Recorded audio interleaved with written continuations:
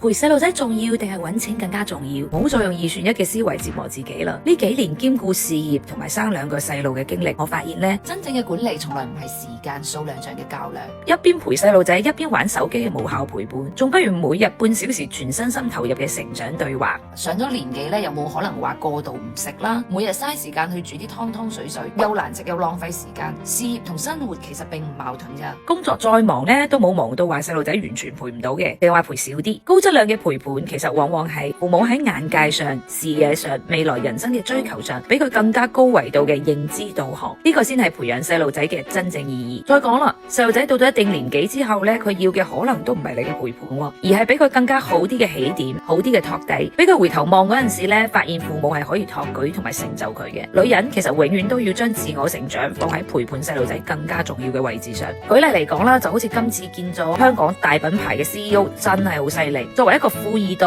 佢爸爸媽媽係醫學博士唔講，自己又咁努力，仲係中醫碩士。香港30幾年嘅老品牌惠特健靈，你話邊個唔識呢？佢為咗更好嘅，俾更多人認識呢個品牌，佢願意同我哋合作降價做優惠，就好似呢一堆1000幾蚊嘅產品，算落先至2位數一瓶。如果我唔係咁努力，做咗咁多年電商，認真去對待自己嘅工作，我肯定係攞唔到呢個價格噶，因為你飛去香港買都冇咁平。所以呢，你喺度諗緊要錢定係要愛嘅時候，真正有智慧嘅父母呢，早就係左手簽住100萬訂單，右手握住細路仔嘅人生地圖。當你活成行走嘅參照物，細路仔自然就可以靠住光行到比我哋更加遼闊嘅星辰大海。